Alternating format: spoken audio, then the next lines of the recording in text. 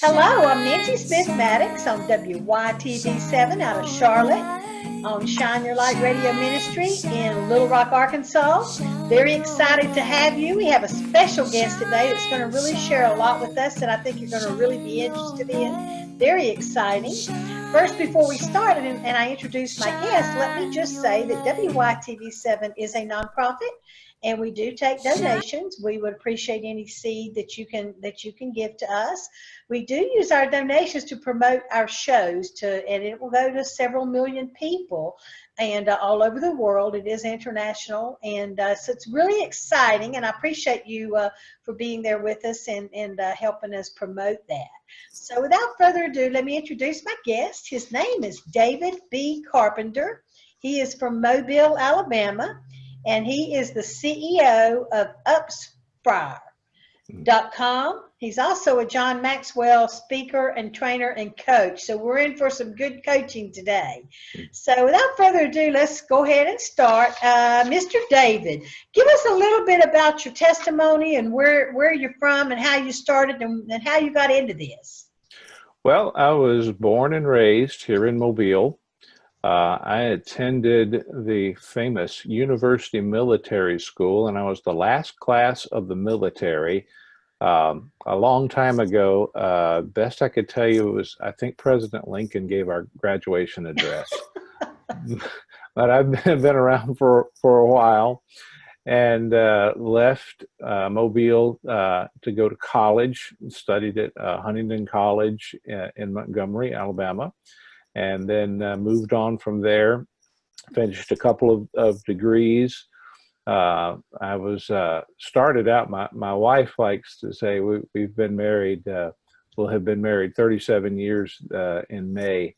And I like to say we've been married 74 years. She's been married to me 37, and I've been married to her 37. So 37 and 74.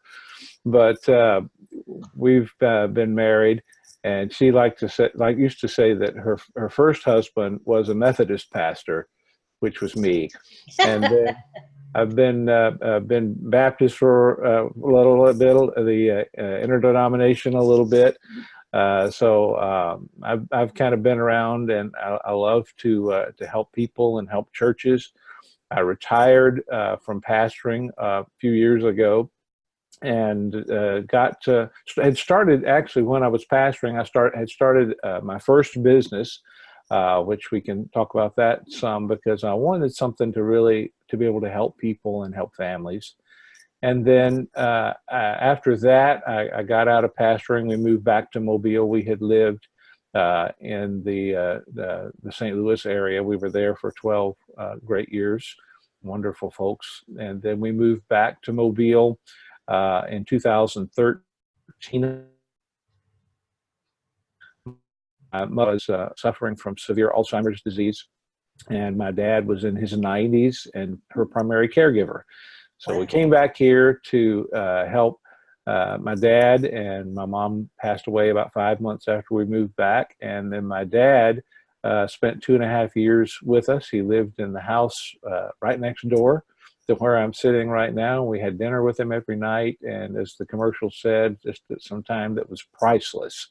Mm-hmm. But my mom and dad were both strong Christian people, and took me to church when I was growing up. Matter of fact, I like to say my parents gave me drugs. They drugged me to church on Sunday morning. They drugged me back on Sunday night.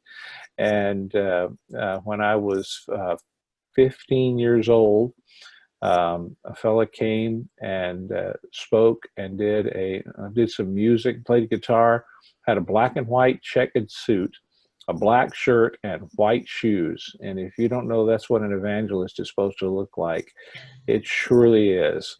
But I pay tribute to him. His name is Jerry R. Helger, lives down in the Florida Panhandle, but still contact with him on Facebook. Well, you know, that's how we churched back then. Yes. I think all of us back then in the 50s and the 60s, our parents did drag us to church. They drug us to church, and they in the morning and in the evening and on Wednesday night. Well, we had they did some other things. I always like to say we had a peach tree right outside the back door of the house where I grew up. and it never bore any peaches, but it bore many switches, and they bore fruit on me.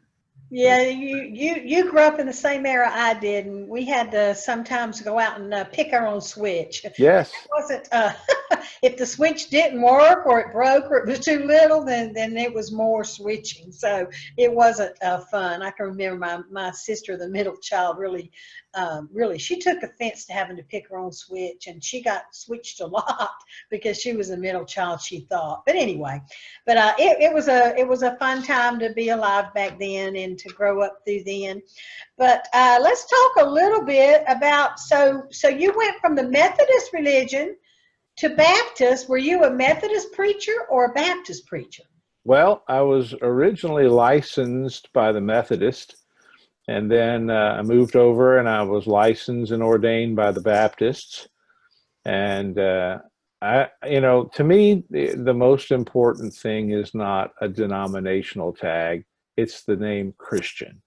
Absolutely. I identify with the Lord Jesus Christ, and through the various businesses and ministries that I operate, what I want to do is to be a blessing to all people, and especially to those who are the household of faith, to God's people. Yes. And so many things. The first business that I started 10 years ago when I was still in St. Louis is a business where I offer legal help and legal plans for so many pastors and people on church staff.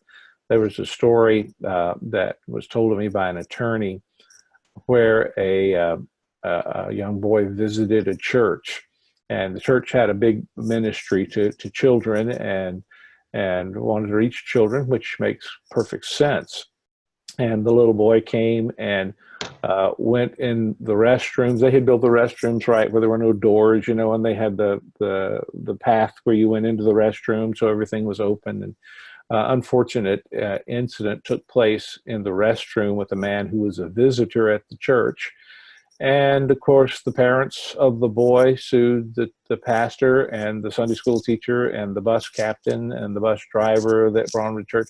And so many people that are working for the Lord and trying to help children and trying to serve the Lord in their local congregation don't realize that we live in a day where everybody is suing everybody.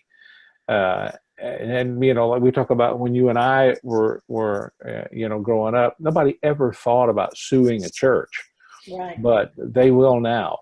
And, lawsuit protection. And of course, everybody needs to have a will in place, that last love letter to our family, help with driving issues and the family law, things like that. I was talking to Libby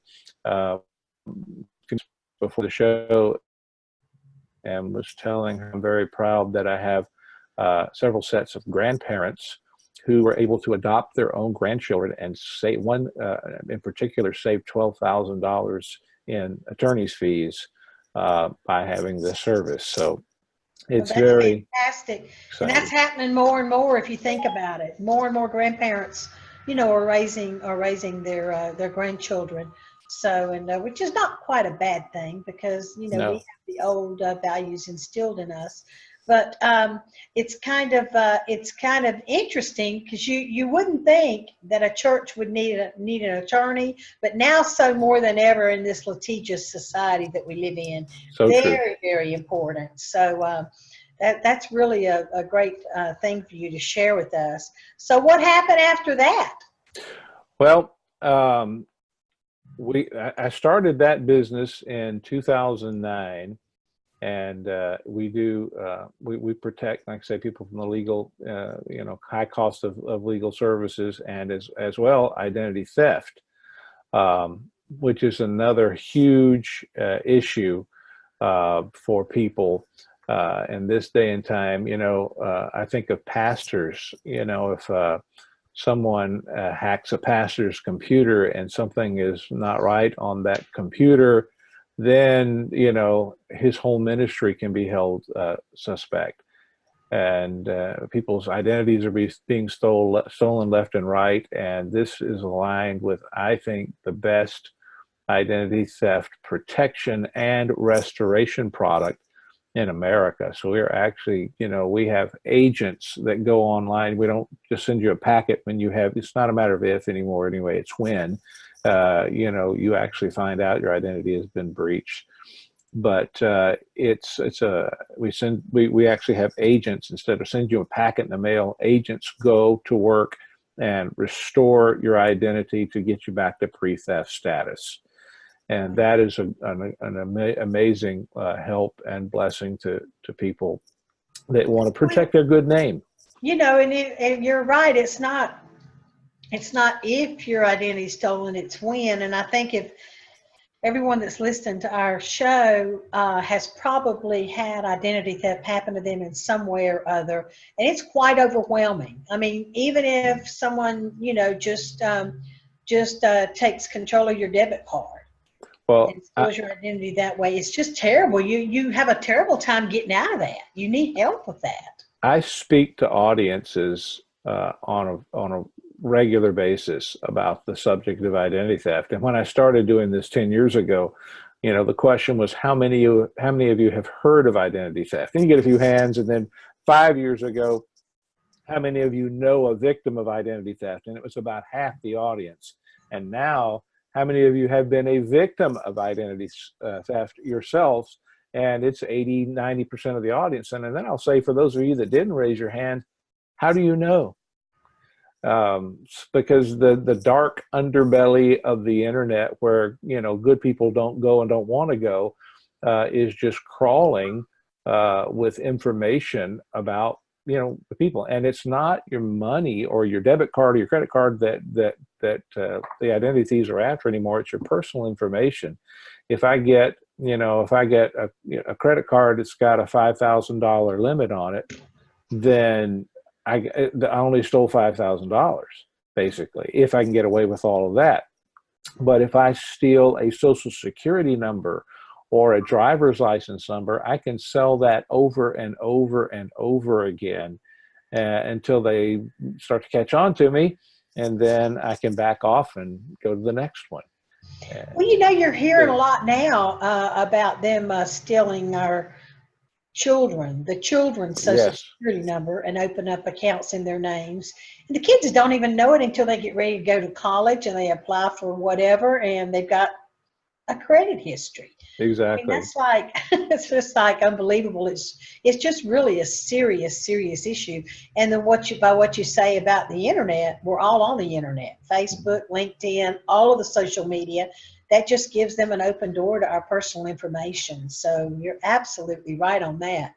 Tell us the story about the restaurant and the credit at the restaurant and a cell phone. Tell me that story.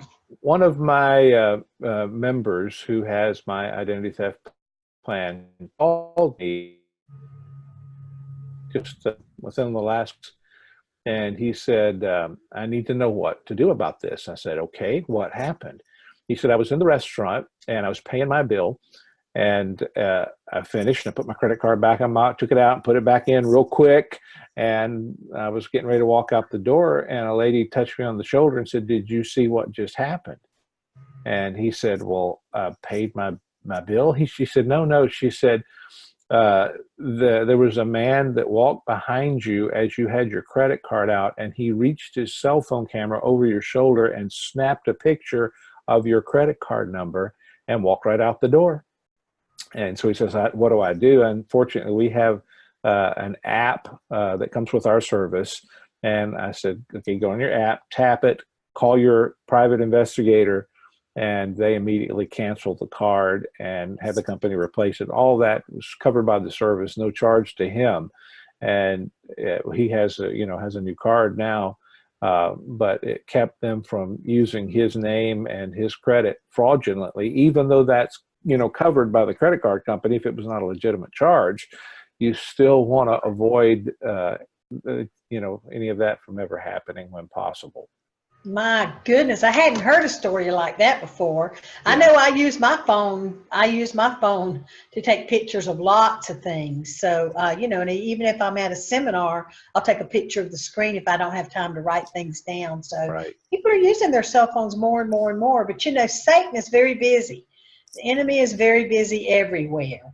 And so we're really blessed to have you on here to share this kind of information with us, because people don't know. Just like you said, you don't know if you've been hacked or whatever. Right. So, Right. until it's too late, and then you have a horrible mess that you're so overwhelmed you can't really control it yourself. So that's pretty bad. It is. It is. Well, I've often said that people are like rivers. They're crooked because they follow the path of least resistance. And as long as that path of least resistance is available, we will have people. People aren't all bad. There are just so many people that are broken. Yes. And people that are trying to live right and trying to have a good testimony and trying to be good examples in the community, still they need help. And that's what I do through that business, and through Upspire, and through speaking and coaching and the things I do there. Yes, sir. Wow. Okay, let's switch gears here. Let's talk about your health coach program that you have. What's that all about? Well, I about 6 years ago, before we moved back to Mobile, I had lost about 50 pounds through very careful dieting, and through a lot of exercise and working out, and had built muscle and lost fat and done very well.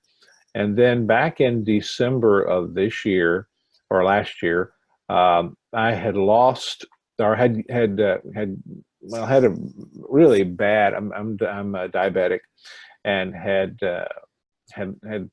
gotten a real bad respiratory infection and inflammation, and it just went on and on and on. And during that time, I put on about 25 pounds. And some of it, my ankles were swollen and all of that. And it was just, it was miserable. And I have a friend of mine that's also a coach, and he had just lost about 80 something pounds, tremendous amount of weight in a relatively short time, since August of last year, August of 18. And I said, well, tell me about this. And I tried the products and the coaching. It's all about, so many things are about personal relationships. People, find out about me and my business. Well, let's sit down, let's have a conversation, and let's see if I have something. I love, my motto with Upspire is helping people. Let's see if I have something in my set of tools that can help you. And if I don't, well, we can still part friends. But the health coaching was something that I took on about a month ago, because it worked so well for me. And people would ask me. I lost about 30 pounds in 30 days. Would ask me, how did you do that? How much weight have you lost? And calling me skinny again. And so I began to share this program with them, and it's very healthy. It's not just about losing weight; it's about getting your health back. Mm-hmm. And I had stopped. When I got sick in December, I had stopped working out. I just didn't have the energy. I was sick and coughing all the time. I didn't have the energy, didn't have the desire to do it. But this has given me my alertness and my energy. And the thing that happened in my case, every day I would take my blood, get up the first thing in the morning, check my blood sugar. And then again in the afternoon, I would check my blood sugar. And it was consistently in the 200s, not over 300, if I didn't, wasn't really careful and really cut back on my portions and watch what I ate. So once I got on the program and the coaching, almost immediately my blood sugars got down into the normal range. And sometimes even in the morning, I was waking up and they would be in the 50s and 60s, which is a little on the scary low side. So I actually was able to cut my insulin back 25%, and Wow. I'm working on getting rid of it completely. But it's a great. Don't you think exercise has a lot to do with that? Yes, I think, and that's what I did to lose the weight. The first 50 pounds 6 years ago, but now it is. I exercise because I feel healthy, and I work out. I was going probably 6 times a week now. I probably am back to 3 or 4 times a week. But just for the sake of your heart, and keeping your mind alert and so forth. Yes, When absolutely. you get I old have like me, one day you'll understand what that means. I have a 12-year-old grandson, my youngest grandson, and he's a juvenile diabetic. He was diagnosed with type 1 diabetes 5 years ago when he was 7 years old. And it's been a real struggle. I mean, because he's very active and not overweight, and just a lot of things. But people that get diabetes at a juvenile age, it's very difficult for them. I Yeah. mean, he plays sports, and his levels go up and down constantly, and of course he cheats a lot and eats things he shouldn't. And what they've tried to teach him is, give yourself medicine every time you put something in your mouth. And so anyway, it's really difficult though. It's a difficult disease to control and to keep in. You really just don't feel good sometimes. So Yeah. that's The really type great. I the think type 1 is exercise. tough. Type 1 is very tough, but Yeah. type 2, or they call the adult onset, is, I believe it's curable. I have one of my leadership trainings that I do, and I talk about how to get out of a mess. So people that are obese, that are terribly overweight, that are diabetic, that are massively in debt, you're in a mess. Okay, so it took you 5 years to get into that mess. It's probably going to take you more than 5 years to get out of that same mess. If Yes. it took you 5 years to run down the hill, or 5 minutes to run down the hill, it's probably going to take you more than 5 minutes to run back up the hill. Right. So to set realistic and good expectations. Absolutely. One of the things I do with my speaking and my leadership training is help Yeah, people well, understand. that's just awesome. You have a lot of training, especially with the John Maxwell program. That's just fantastic. And I want to get your information before we're finished. We are about to run out of time, but I wanted to find out a little bit about your dissertation that you're working on. What is Yeah, that about? I am writing right now a dissertation on back in the 1920s. There was a very famous trial that was the first trial of the century. It's commonly referred to as the monkey trial. It was John Zopes, a teacher in the high school there, substitute teacher and football coach, and he substituted in a science class for a few days and was charged with breaking state law by teaching evolution. And it kind of became the fourth great schism in Christianity, the first being the great schism between East and West, and then some would count the papal schism, where there were two popes for a while, and back in the Middle Ages, and then the Reformation, Martin Luther, 1517, and then this schism between fundamentalism and modernism. And is the Bible literally true? And I'm writing the history of that story and how fundamentalism as a really Vance Havner, the great Baptist preacher, said every great movement follows the pattern of a man, a movement, a machine, and a monument. And in a sense, fundamentalism did that in a very compressed time frame.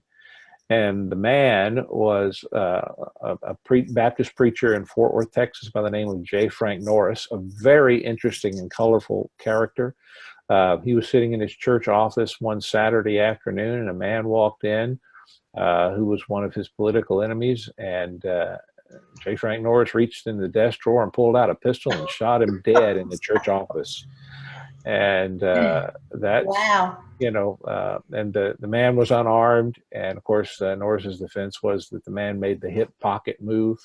So he shot him. But a very colorful life, and that the whole story started with that.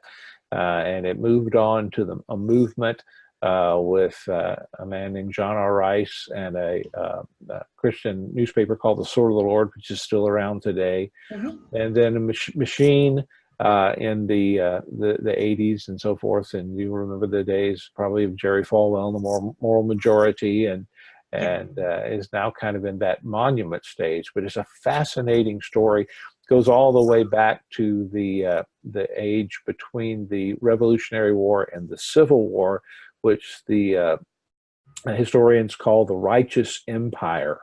Wow. And that was when the Methodists, the Baptists, the Presbyterians, the Congregationalists, and even some of the Episcopalians were pretty much on the same page. And as Lewis and Clark found out how big the country was to the west, they wanted to, that's really where the idea of America becoming a Christian nation came from, was that Henry Ward Beecher and the ideas of that westward expansion and Christianizing as we colonized the West. So wow, that's a job you got there. You got a big job on that. So that's going to be very interesting when it's finished. Well, I'll be glad to come back and talk about it. I want you to. Tell me again the case in 1920 that you were talking about. What was it called?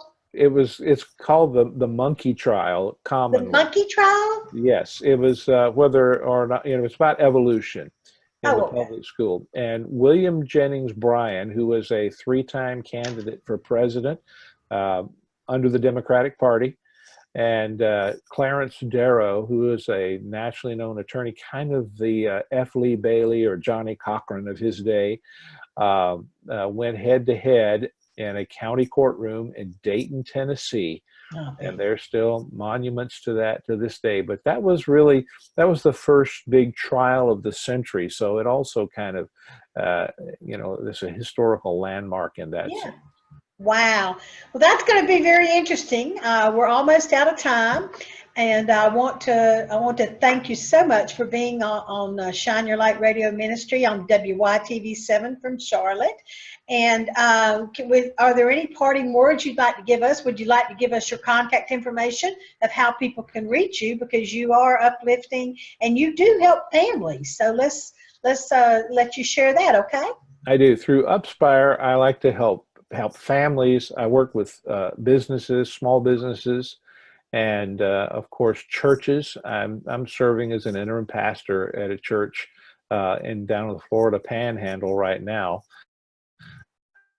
But my website is spire.com, and I would love to come and do a leadership training for people, Christian people in business, and help develop your employees, or come speak at your church. If there's a problem, a lot of time it's a leadership problem. Yeah, that is true. That is true. We can fix that and train leaders.